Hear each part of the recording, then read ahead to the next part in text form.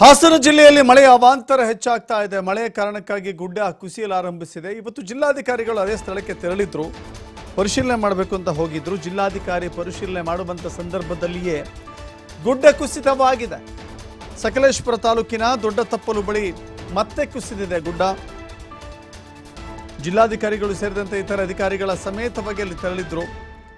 ಯಾವ ರೀತಿ ಗುಡ್ಡ ಕುಸಿದಿದೆ ಅನ್ನೋದನ್ನ ಪರಿಶೀಲನೆ ಮಾಡಲಿಕ್ಕೆ ಹೋಗಿದ್ರು. ಈಗ ಶಿರಾಡಿ ಘಾಟ್ನ ಆ ಭಾಗದಲ್ಲಿ ಸಂಚಾರ ಬಂದ್ ಆಗಿದೆ. ಬೆಂಗಳೂರಿನಿಂದ ಕಡಲ ತಡಿಯ ಜಿಲ್ಲೆಗಳಿಗೆ ಸಂಪರ್ಕ ಕಲ್ಪಿಸುವಂತ ರಸ್ತೆ ಅದು ಶಿರಾಡಿ ಘಾಟ್. ಆ ಶಿರಾಡಿ ಘಾಟ್ ಈಗ ಬಂದ್ ಆಗಿದೆ. ಇನ್ನೇನಿದ್ರೂ ಕೂಡ ಚಾರ್ಮಾಡಿ ಘಾಟನ್ನೇ ಅವಲಂಬಿಸಬೇಕಾಗತ್ತೆ. ಚಾರ್ಮಾಡಿ ಘಾಟ್ನಲ್ಲೂ ಕೂಡ ಬಿಟ್ಟು ಬಿಡದೆ ಮಳೆ ಆಗ್ತಾ ಇದೆ. ಅಲ್ಲಿಯೂ ಕೂಡ ಸಂಚಾರ ಬಹಳ ದೊಡ್ಡ ಸಮಸ್ಯೆಯನ್ನು ಎದುರಿಸಬೇಕಾಗಿದೆ. ನೋಡ್ತಾ ಇದ್ರೆ ದೃಶ್ಯಾವಳಿಗಳಲ್ಲಿ ಗುಡ್ಡ ಕುಸಿತವಾಗಿದೆ. ಬೃಹದಾಕಾರದ ಮಣ್ಣು ಹಾಗೆ ಮೇಲಿನಿಂದ ಕೆಳಕ್ಕೆ ಬಂದಿದೆ. ಆ ಮಣ್ಣಿನ ಜೊತೆಗೆ ಅಲ್ಲಿದ್ದಂಥ ಗಿಡ ಮರಗಳು ಕೂಡ ಹಾಗೆ ಮಣ್ಣಿನ ಜೊತೆ ಪ್ರಪಾತಕ್ಕೆ ಉರುಳಿ ಹೋಗಿದ್ದಾವೆ. ಇದು ದೃಶ್ಯಾವಳಿ ನಡೆದಿದ್ದು ಜಿಲ್ಲಾಧಿಕಾರಿಗಳು ಆ ಜಾಗದಲ್ಲಿದ್ದಂಥ ಸಂದರ್ಭದ ವೇಳೆಗೆ. ಗುಡ್ಡ ಕುಸಿತವಾಗಿದೆ, ನೋಡ್ಕೊಂಬರೋಣ ಯಾವ ಪ್ರಮಾಣದಲ್ಲಿದೆ ಅಂತ ಹೇಳಿ ಜಿಲ್ಲಾಡಳಿತ ಅಂದರೆ ಜಿಲ್ಲಾಧಿಕಾರಿಗಳ ಸಮೇತವಾಗಿ ಅಲ್ಲಿನ ಸಹಾಯಕ ಆಯುಕ್ತರು ಸೇರಿದಂತೆ ಇತರ ತಹಸೀಲ್ದಾರ್ ಸೇರಿದಂತೆ ಅನೇಕ ಅಧಿಕಾರಿಗಳ ಒಡಗೂಡಿ ಅಲ್ಲಿಗೆ ತೆರಳಿದ್ರು. ಆ ಸಂದರ್ಭದಲ್ಲಿಯೇ ಪರಿಶೀಲನೆ ಮಾಡುವಂಥ ಸಂದರ್ಭದಲ್ಲಿಯೇ ಗುಡ್ಡ ಕುಸಿತವಾಗಿದೆ.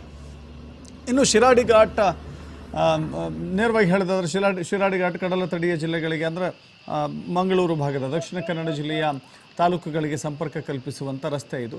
ಬೆಂಗಳೂರು ಮಂಗಳೂರು ರಾಷ್ಟ್ರೀಯ ಹೆದ್ದಾರಿಯಲ್ಲಿರುವಂಥದ್ದು. ಶಿರಾಡಿ ಘಾಟ್ ಭಾಳ ಅನುಕೂಲ ಆಗ್ತಾ ಇತ್ತು. ಈಗ ಶಿರಾಡಿ ಘಾಟ್ ಬಂದಾದರೆ ಅಗೇನ್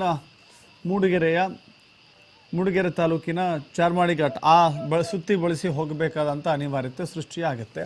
ಚಾರ್ಮಾಡಿ ಘಾಟ್ ಮೇಲೆ ಹೋಗುವಂಥ ವಾಹನಗಳ ಸಂಖ್ಯೆಯೂ ಕೂಡ ಹೆಚ್ಚಳವಾಗುತ್ತೆ. ಹೀಗೆ ಆಗ್ತಾ ಹೋದರೆ ಚಾರ್ಮಾಡಿ ಘಾಟ್ನಲ್ಲಿ ವಾಹನ ದಟ್ಟಣೆ ಆಗುತ್ತೆ, ಟ್ರಾಫಿಕ್ ಕಿರಿಕಿರಿ ಆಗುತ್ತೆ. ಮಳೆ ಬಂದು ಯಾವುದೋ ಒಂದು ಮರ ಬಿದ್ದರೆ ಕಿಲೋಮೀಟರ್ ಗಟ್ಟಲೆ ವಾಹನಗಳು ನಿಂತ್ಕೊಳ್ಬೇಕಾಗತ್ತೆ.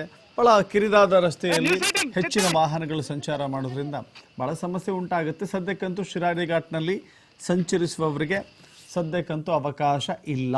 ಇನ್ನೊಂದು ಕಡೆ ಬಿಸಿಲೆ ಘಾಟ್ ಮೂಲಕವೂ ಕೂಡ ಪ್ರಯಾಣ ಬೆಳೆಸಬಹುದು. ಅಲ್ಲಿಯೂ ಕೂಡ ಅತ್ಯಂತ ಕಿರಿದಾದ ಮತ್ತು ಪ್ರಯಾಸಕರ ರಸ್ತೆ ಇರೋದ್ರಿಂದ ಅಲ್ಲಿಯೂ ಕೂಡ ವಾಹನ ಸಂಚಾರ ಕಷ್ಟ. ಬಟ್ ಈಗಂತೂ ಶಿರಾಡಿ ಘಾಟ್ ಕುಸಿತವಾಗಿದೆ. ಜಿಲ್ಲಾಧಿಕಾರಿಗಳು ತಕ್ಷಣ ಅದರ ಸಂಚಾರವನ್ನು ಬಂದ್ ಮಾಡಿ ಆದೇಶ ಹೊರಡಿಸಿದ್ದಾರೆ.